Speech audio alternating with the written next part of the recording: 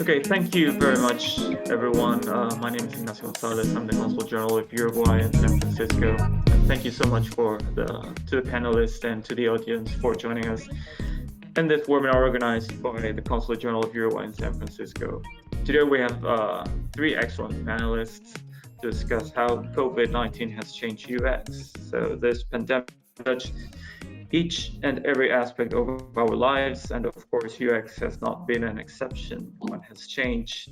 Have we adapted? What will return to normal? What not? And other questions that will be discussed today. So joining us today, we have Claudia Love from Cisco Cloud Security, Clara Kliman Silver from Google, and Rafael Cavestany from Hello Hello Design company from Uruguay.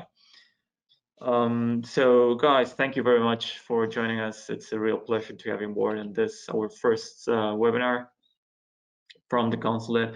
Hi, everyone. My name is Clara Kliman Silver. It's a pleasure to be here. Thank you so much for having us. So I am a UX researcher. So I work on material design at Google, which is Google's design system. You can check us out at material.io. And there I do research on design systems, design tools, how designers and developers collaborate.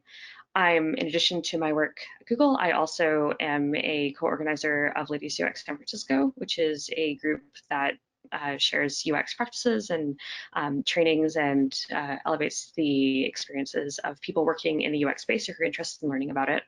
So we do a lot of online events as well. And I've worked at a number of different companies in the UX space, both as a designer and a researcher, startups and larger companies as well. So really excited to hear from everyone and share some of my experiences today. Claudia? Should I go next? Yep. Hey everyone, I'm Claudia Love, formerly Claudia Garcia, born and raised in Uruguay.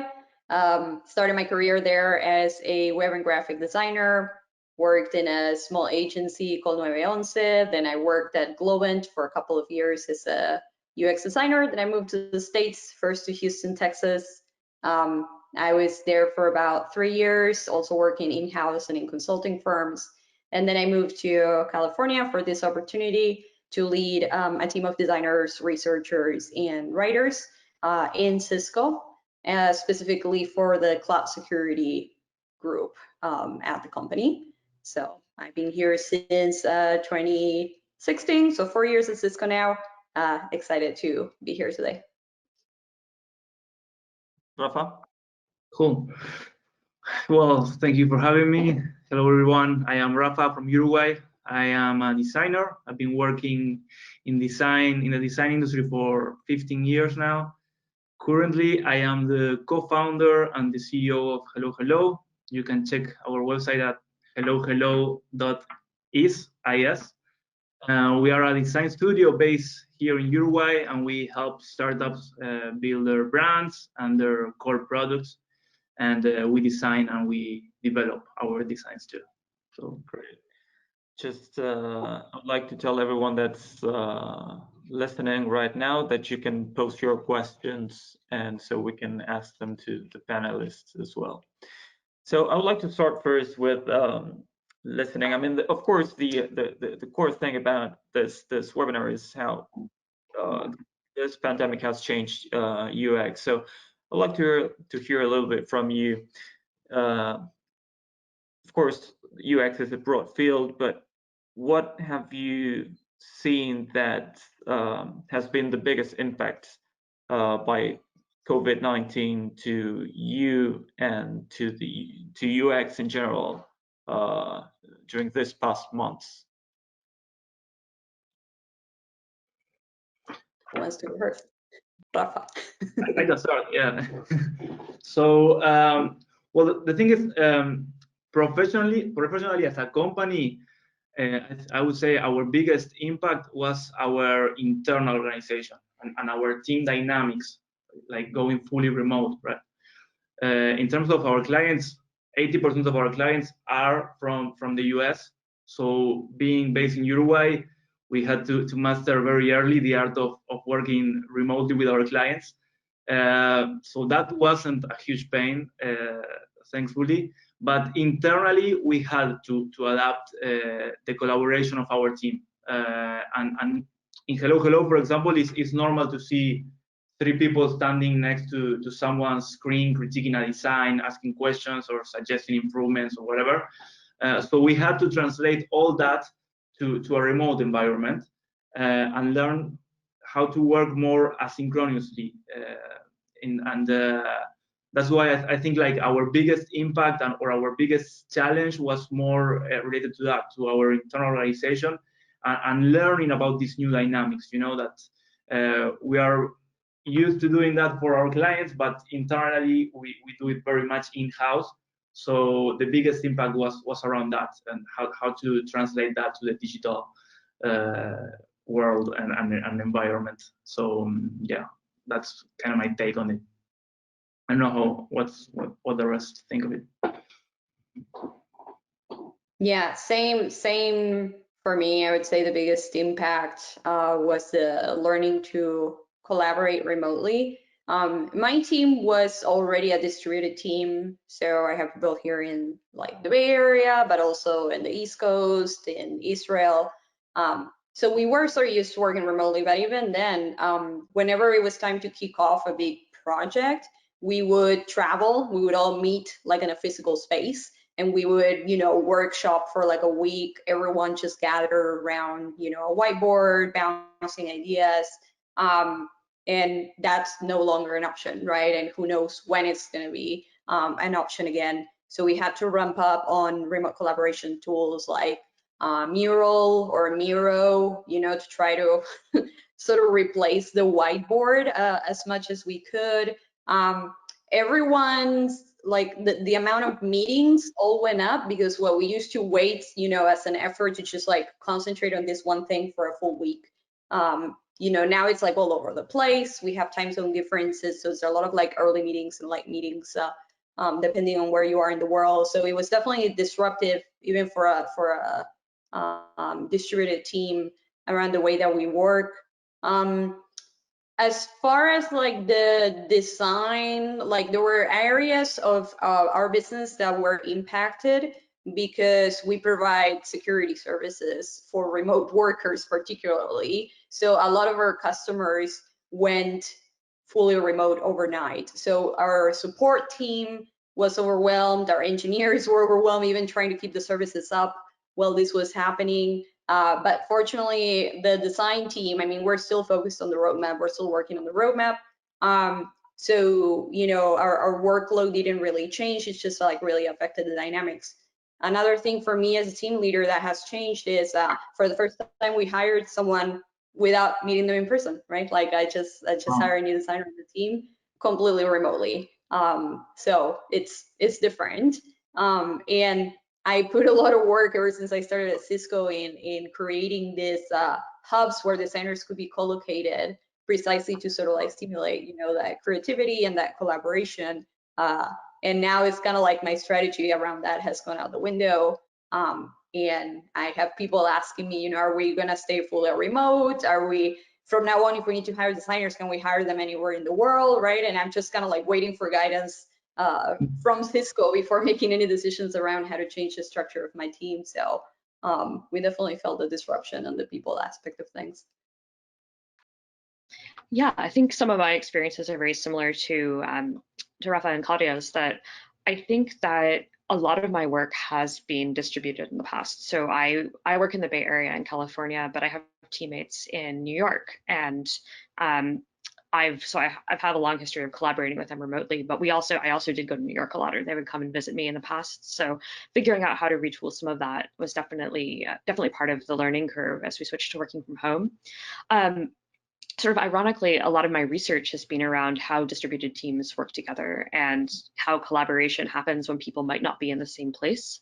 And I think also a lot of the work that I do isn't necessarily doesn't necessarily require people to be together. So I have run a bunch of workshops remotely, which was definitely a challenge. I think one of the key lessons I learned is build in extra time. So if you want a workshop to take a couple of hours, then making sure you have more regular breaks so that people aren't just staring at the screens all day. I also think that, but I also do a lot of surveys. I do a lot of like video conferences as part of my research. So one-on-one interviews, which could easily happen on a phone call or a video call. And also I've just been reading a lot more. And I think that looking at things people are writing, papers, articles, blog posts, and seeing what we can learn, you know, seeing what people are saying and learning from their experiences has just been really, it's been a great time to dive into that.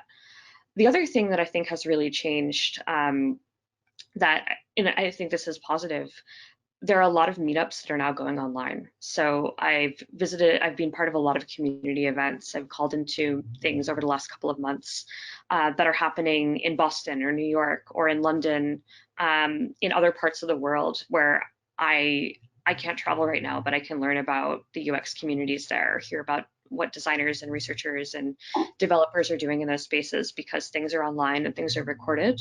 And that's been really nice. My meetup, the meetup group that I co-organize, earlier this week, we actually did an event with people in 2 other cities. So it was really nice to just be able to partner with them, even though we were in different time zones and thousands of miles apart. So that, I think that's been a really nice bonus of this this very strange situation. Thanks.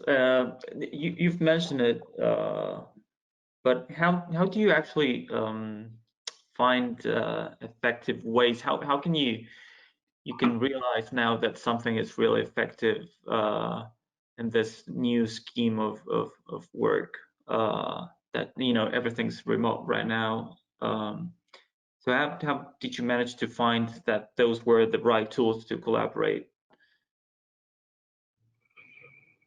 We're still experimenting with our collaboration tools. We haven't made up our minds. We've been just like trying different things. You know, still trying to make up our minds between Mural or Miro. They basically like do the same thing. So, you know, so we have a kind of like a different people have different licenses. So I'm trying to get my team to align, okay, like which one is our go-to tool, right? So do a bit of an assessment, given them a trial run. It's like, okay, does this work? Is this reliable? Did it serve the purpose of the workshop? And speaking of workshops, I would love to hear from Clara on experience on running remote workshops, because it's been painful for us. I think part of the reason is because people are trying to emulate what they would do in person, and they'll block like an 8-hour, you know, 3 day, 8 hours a day workshop, and people just get, you know, video call exhausted. It's just like really hard to keep people engaged and make those productive. So I would love to hear about some successful experiences from your end, Clara. Sure. Yeah, so this is my personal opinion on this, but I think a big thing was first just practicing, like making sure that everybody who's participating understands that this is new, we're trying it out, we're like, there's room for improvement, and making sure there are opportunities for feedback, both during the workshop, like being able to say, hey, this isn't working, I need a longer break, or I can't follow what's going on, but also building in those opportunities afterwards as well. Breaks were a big thing. I think that there's sort of this dichotomy of you want to get as much done as possible, maybe in a shorter time frame, because you have other things you need to do, or you know, people's days are getting interrupted, but also making sure that you're staggering those. So I think one workshop I ran with maybe 20 people that ended up going quite well was split over 2 days. So we had a portion that we did in the morning all together the first day, where we figured out what we were doing. We made sure that everybody had access to the right things. So if there were central resources we're all using, even things just like make sure everyone has pen and paper at home, communicate that out. Like, I remember I needed paper for something and I realized I don't have any scrap paper in my house. So I had to like go through my recycling and find things I could write on. Also, like I bought a lot of Post-its, and I think that will resonate with a lot of designers, but making sure that you have Post-its and Sharpies or other pens, whatever it is that is your tool for taking notes, just aligning ahead of time, making sure everybody has that. So I definitely spent a lot of time just making sure that everybody had what they needed, that we sort of all agreed, like, this is where we're taking notes, and making sure people had stuff to write on. And then we did a lot of breakouts where sometimes we'd say, okay, the next hour, everybody's working on this. But sometimes we'd say, we're going to reconvene tomorrow, and by tomorrow, everybody should have had some time to think about this thing or to sketch some ideas or whatever the goal was. But it doesn't really matter when you do that, as long as you, or if you're pairing up with somebody else, you and that person find some time to do that together. So I think flexibility for me was really key. Just recognizing all the unique challenges people are having and making sure that we're able to get done what we need to do, but in a way that is as flexible and comfortable for everyone. So 2 takeaways are sort of make sure everybody has what they need ahead of time, ideally communicating that out before the workshop even starts, and then being flexible in how the day goes or days go, and consider breaking things up over multiple days. So you're not just sitting in front of your computer for 3, 4, 5 hours at a time. Yeah, the way we do it also in workshops, in remote workshops, I don't know if you also did this, Clara, but for us, what it also works a lot is having a pre-workshop call where we do a walkthrough, all the tool that we're going to use, how to use it. We do an alignment exercise in that pre-workshop call, and teach everyone how to use the digital post-it notes, the sticky notes, and how to do each exercise. So that way we make, once we go to the actual workshop, we don't have to spend too much time explaining the exercises. That was really helpful for us too, and also preparing we use Miro. You were asking, Claudia, we use Miro. That's like the one that we found. Miro is pretty similar, to be honest, but Miro is our go-to tool for that. And also like preparing the whiteboard, the digital whiteboard in Miro with every exercise that we're going to do, and the instructions for each exercise, and the workspace for everyone in Miro. It's also that we put a lot of effort. Also, we have our own templates for that that are really helpful once people need to start working on it, because they are not going to remember. And definitely breaks and breaking it even in days, for sure. The smallest workshop that we do takes 2 days, so we always put a break in the middle, for sure. Mm-hmm. Great.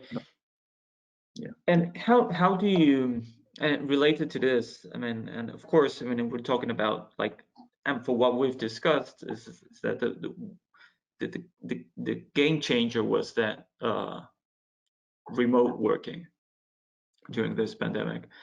So how do you, I mean, in terms of UX, how do you manage to do that research that you need to do remotely? Because that's, I mean, Clara, you've talked about surveys. So that's quite a bit of a challenge, I guess. Clara?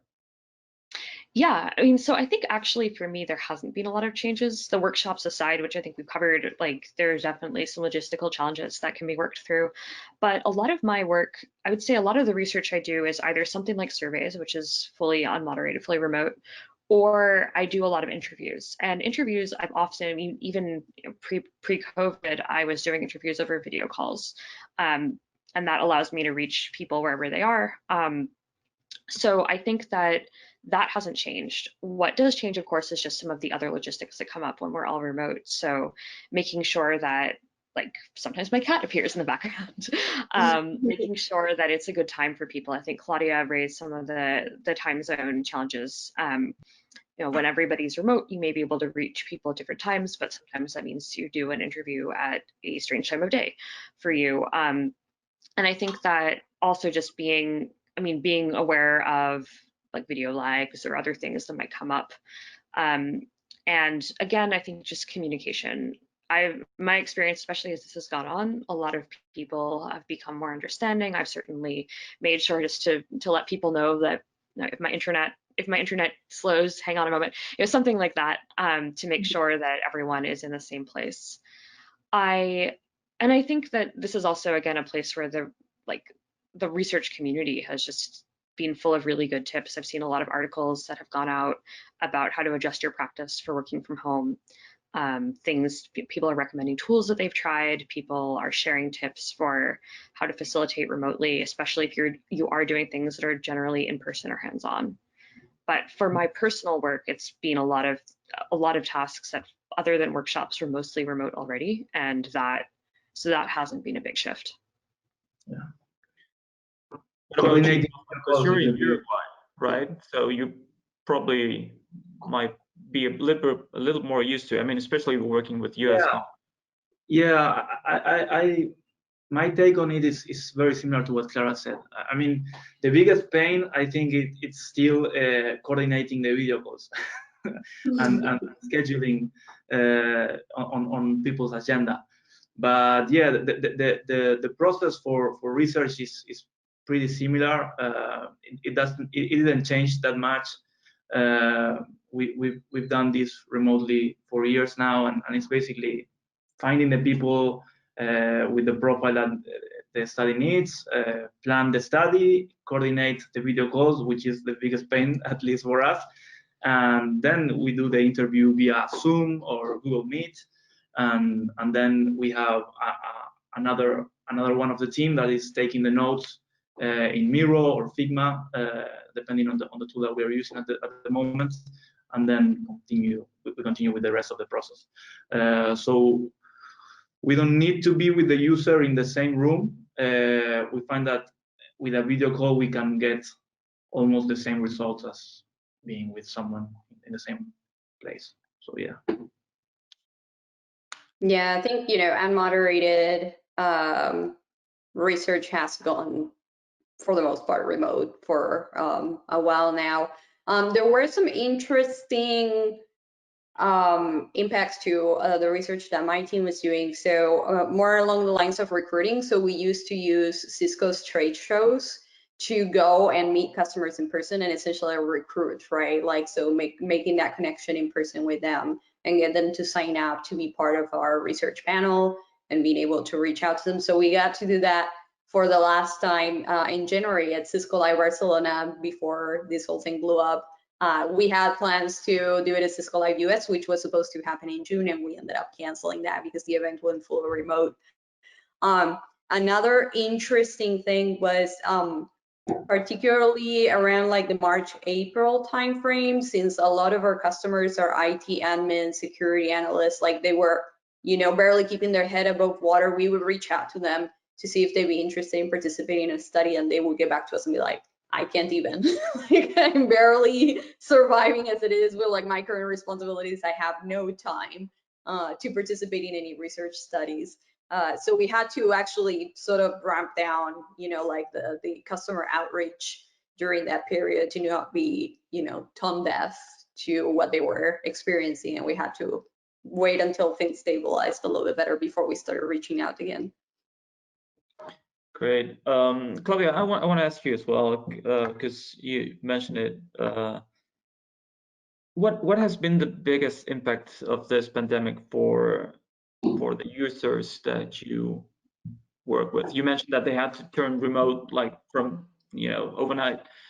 So how did you and they managed this new situation? Yeah, I mean, fortunately, Cisco has a pretty good technology stack to offer. Mostly that, like, the biggest concern for them was how to protect workers that are now all of a sudden working from outside the office, right? I think a lot of companies still have that setup where kind of like the office is like the safe space, right? Like that's the secure network. And if you want to work from outside of the office, you need to VPN in, right? And VPNs are not that great. They get in the way of things, especially now that most stuff lives in the cloud. So most of our customers were already in the journey to sort of like that digital transformation and to try to move their security and IT over to the cloud. And what COVID did was essentially pushed like, it's like, okay, all that stuff that you've been talking about for like a couple of years, now you need to do it now overnight. So they were pretty stressed about that. Fortunately, Cisco, at least the security space, is one of the few, not just Cisco, but security in general is one of the few industries that have been actually doing okay during COVID because there's just so much demand for that. So I think it was important for us to, first of all, keep everything running from our end, right? Like that was the main concern, and not just security. Like Cisco also makes WebEx, right, which is like same as Zoom. So the number of online minutes for WebEx like went up to the roof. So the team did a really good job at sort of like keeping everything up and running. And then kudos to the support team, because they were like getting a million questions and tickets and calls and helping customers get everything set up. And so those were the heroes, like the engineers and the support teams that helped our customers. And it shows like the importance of empathy, not just in UX, but in other parts of the organization as well, and helping them through some very stressful times. Indeed. Clara? Yeah, so a lot of the users that I work with are designers and developers, many of whom are already in these distributed environments or who may be independent. So I think a lot of, my work hasn't concerned that so much, but I think a lot of the experiences I've heard about have been very similar to what was happening before. I think that anyone who designs or develops, I'm sure is encountering, there's certain things like everyone's described that they're doing in person and now are suddenly remote. But a lot of our resources are if you go to material.io, you'll see articles, you'll see guidance, and those are things that are already on a website and are already accessed there. So that can be available anywhere there's an internet connection. Rafa? Yeah, I think like we are not a product, so we don't have actual users. But I think in general, the impact for users is going to be more like it will increase definitely the long-term use of digital channels, and users are more online now than ever probably. So we need to be aware of that, and we need to personalize their journey more and give them the experience they need and focus on solving their pains basically. So I think for that, going back to UX, I think UX makes all the difference in the world, and I think that there is a lot of room for improvement there. So yeah, I think in general that's my take on it. What are the things, you've mentioned many changes that have been going on during this past month. What are the things you discovered that, when you say, okay, I wish I could have, done this like this way before, and what are those good things or those new those new things that you've discovered during this past month that were really helpful for you? Claudia? For me, something that I found interesting as far as team dynamics is that to have the whole company be fully remote, right? Because you have distributed teams, but usually, like there's the headquarters, right? And the headquarters tends to be kind of like the cool office, or like that's where like all the important stuff happens. And then the other offices are more like, satellites, if you would, not necessarily, but like they're still kind of like the headquarters concept as a center of gravity for a lot of organizations. And the fact that everyone went remote overnight, it means that there's no headquarters anymore, like, and I feel like it even the playing field, leveled the playing field, where we're all in the same circumstances, right? And there's no more of those like hallway conversations and stuff like that. Everyone is working with the same tools and the same circumstances, going through the same thing. So I feel like that has been an unexpected positive result of the pandemic.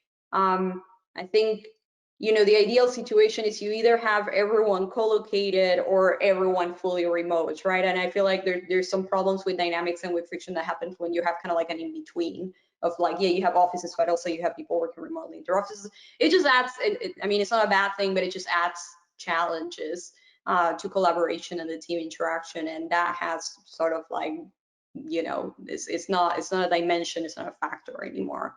And there's still challenges, but they're different than they used to be. Clara? Yeah, I think I've had some similar experiences that we've been able to make sure more people are involved in the conversation. So especially with what I've mentioned before, with people, whether it's my coworkers who might be in different offices or in some of these community events I've gone to that have happened in other places, suddenly you're able to open things up to people who can't be physically in the same spot as you. I think that there's definitely more stuff that like might get written down or might get you know, there's you might have a hallway conversation that somehow that, and when you take the hallway conversations away, then suddenly you need to make sure that like is communicated, and then maybe more people get to see it, which can be a positive. As I said previously, I've really just enjoyed being able to call into these community events that have happened around the world. And one of my longstanding interests in UX has been what's UX like in different places, what's UX like in different industries, what's UX like in different cities, and I'm really enjoying being able to dive a bit more deeply into that now that so many things are happening online. Rafa? Yeah, I agree with what Claudia and Clara said. For us also, like asynchrony, I think it was a good thing that happened internally. Don't expect a meeting for everything. That's one of the pros I see in working remotely.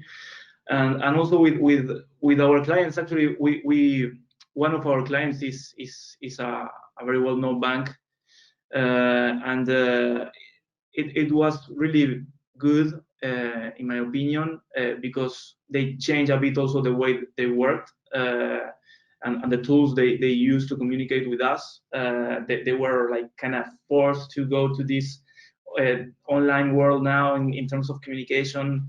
Previous to that, we had to go to the bank every day to have a meeting, and because there was like a secure box there that you couldn't get out of the bank. So that they were really proactive towards going remote and understanding the needs of their workers basically, and that I think made it more practical to work, and I think they are even appreciating more the idea of working with these digital tools. So yeah, I think it was definitely helpful. And in this sense, what do you think? I mean, because hopefully we can have the vaccine at some point and get over this pandemic. So, what are the things that you've seen that should stay even in if we go back to normality? Rafa, you mentioned like this possibility of having remote meetings instead of on site.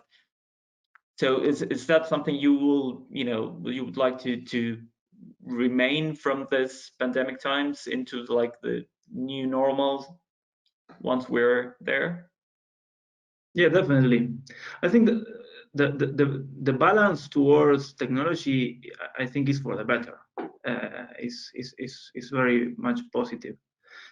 I also think that now technology really needs to catch up on an empathy level towards the user. But yeah, definitely, I think it's something that it would be hard to go back in some points, for sure. Claudia? Yeah, for me, I think we're going to see less business travel even when things go back to normal, because this was kind of like the proof that, things can be achieved without having to fly 15 people or to an office for like a 2-day meeting type thing. So it might pick up again eventually, but I think it's going to take a long time. That realization that we can collaborate effectively remotely is I think companies are going to change their view on travel expenses going forward. Clara? Yeah, this is my personal opinion here, but I think or my hope is that there there will be more things that can happen remotely. Again, I keep talking about this, but I really enjoyed the community events and being able to connect with people in other places. And it's been really nice to see how many things have suddenly opened up beyond geographic boundaries and how they get recorded.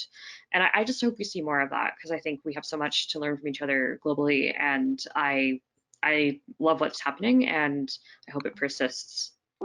Yeah, I must say, Clara, that one thing that you said about the meetups that are happening remotely and digitally now, for us, for example, based in Uruguay, it was amazing. I was able to participate in a lot of meetups that I would never had a chance to participate. So I think that is totally you're totally on point. Yeah, I think that's a good point. Oh, sorry, go ahead, Claudia. No, I was going to ask you, Clara, actually, if you still find, so when we talk about meetups and conference and everything, there's the content, and then there's, you know, the networking piece. Do you find that you're still able to network effectively in those virtual events, or are you just mostly there for the content anyways, and that's not really top of mind for you? That's a great point. Yeah, I mean, my career started or rather, especially early on in my career, I would go to a lot of meetups to meet people, to meet more senior designers and learn from them. And I think that in-person aspect was really valuable, not just the content, although of course the content was great too. But I've seen some really interesting things. I went to an event recently where they used basically mini breakout rooms for discussion between talks or just for networking.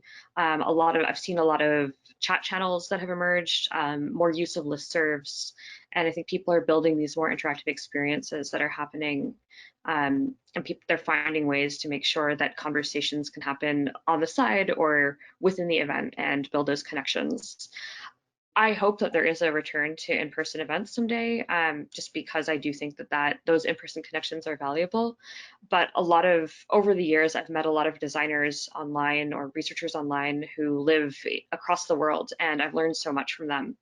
And a lot of that's happened on Slack or on chat channels or listservs. And I think that's been so great. And hopefully I'll get to meet these people in person someday. But if not, I'm really glad that these resources are there. So a bit of both, I would say. How about you, Rafa, joining from Uruguay? Have you had the chance to network with people in other locations through those virtual meetups? You know, actually, yeah, I did. Yeah, I participate it was a conference. I participated in a conference, I think a couple of weeks ago, and they actually did that. They separated us in groups, and then you also have the Slack team that you can join, and you can continue the conversation over there. So I think there's a need for creativity, and in order to make the networking similar in some way to what we were used to doing, but I think there are opportunities there, and it's, for me, the biggest win is to open the conversation to the world, actually, and that's the biggest win for me. Awesome. I have a question here by Florencia. She says, with the rise to stardom of Zoom, Mural, and other remote collaboration tools happening, do you think some UX issues became more evident for these tools more than ever? Personally, I've noticed senior users having discoverability issues. So, what are your thoughts on that? Yeah, I think those tools are actually also feeling, their business is doing well, but they're also feeling the pressure, to step up their game. A lot more users, a lot of users are, senior designers and creators, which we know we have high standards. So I'm sure they're getting plenty of feedback. So I think, I don't know anyone that works at those companies, but what I would imagine is that, yeah, maybe stuff that they had planned on doing, in the roadmap at their own pace, they just have to accelerate to meet these higher demands, and this higher usage of their tools. we saw that with tools like Zoom as well, right? Like the usage sort of like exploded, and they had to rush to fix some issues that became evident when more people started using them. I don't think design tools are an exception for that. Yeah. Mhm. Guys? Yeah, I think that sums it. Miro, for example, released a lot of features while the pandemic was Mhm. and I'm pretty sure that wasn't like in something that they were planning probably for that particular moment, but they had to make it. So yeah, I agree with what Claudia said. And here's an interesting thing about what she mentions at the end of the question, saying that personally, I've noticed senior users having discoverability issues. And that's a very interesting thing as well that the pandemic has brought upon. Yeah, I think it's part of the challenge for the UX team actually, and they will definitely need to find ways to make it more understandable and making the onboarding process even more friendly for the user, which again is about finding those pains and trying to get creative around how to solve it. Yeah, and it's not just like people are using it more, it became more critical, right? Like we had a few licenses for these tools, kind of like as a nice to have in case we had to run like a 1 hour remote. Like it was not a critical part of our tool set, but now they are. So obviously you're going to have, as a user, you're going to have different standards if you're using a tool here and then, now and then, like more like a casual type of user. Then all of a sudden we become power users, right? And it became part of a critical tool set. So the bar of expectation is going to go up with that. Yeah, the way we do it, at least in those cases, that's why we do the pre-workshop call, is basically to do that onboarding, Right. do it ourselves, and explain every single feature that you can use in the platform. That's kind of the reason why we do it, basically. So that's how we tackle it. Here I have another question regarding differences in approach to UX from a startup perspective to a big company. I mean, you guys work for Cisco and Google, so, and you, Clara, you worked for a startup previously, and Rafael, you constantly work with startups. So what are the things that the challenges? I mean, from a startup perspective and from a big company perspective, and during these days.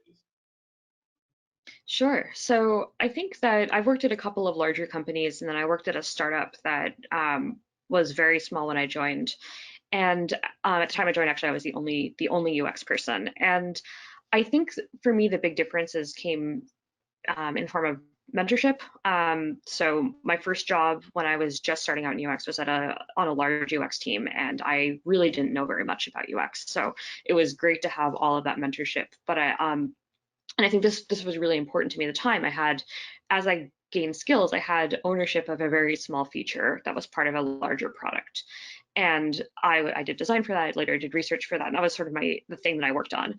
And then when I went to the startup, I was hired to design something from scratch. And like there was nothing. There were no colors. There was no style guide. There was no design system, and there was a lot of engineering work had been done, but there was no UI. So a lot of my my job initially was really to work with everyone to figure that out, and that was a huge change from working on this very, very small feature to building something from scratch. And I was chatting with the others about this earlier. I think one of the other big things was I had so much freedom, but I also had very limited resources. And eventually the design team grew and got mentorship from people. A lot of, even though my title was one thing and my work was really across several different roles, and same for other people in the team, that the concept of a designer, I think, really who's a designer can really shift when you're in these startup environments, because everyone's wearing different hats. I think that now I'm in a role where I'm very specialized. I'm a researcher and I do very specific kinds of research on very specific product. And I think for me, that's really what I want to be doing and has been really great.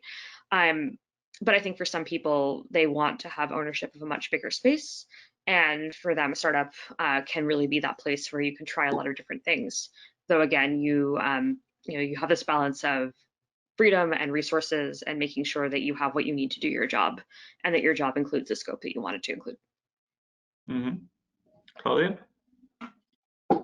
Yeah, I mean, +1 to what Clara said, that was my experience as well, working in companies on different sizes. The one thing I will say that I feel like has been changing recently is design culture and size of the design team relative to other functions like engineering or product management, right? So it used to be where, pretty much every company was either predominantly engineers or, predominantly X, right? And then they would come up with like, oh, we should actually hire a designer and you come in as a team of one and spin up the practice. But more and more, I'm seeing companies that actually start with design as a core function from the get-go, right? So there's more of like an even balance between the size of the design team, the size of the engineering team, the size of the product team.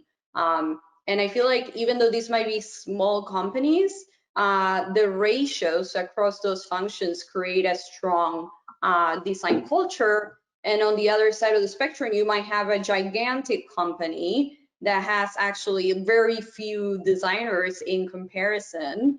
And that can also be a struggle as well, right? Because they're still in the process of building out that function versus you have this tiny startup that thought about adding design from the get-go. So yeah, I mean, it's another dimension to consider, but I do agree that in general lines, the startup experience allows you to basically go broad and do many things. And if you're trying to do that in a large company, what I would look at is the design culture in that large organization. So there are possibilities of moving from team to team, right? Or go deep, or go like a specialist like Clara did.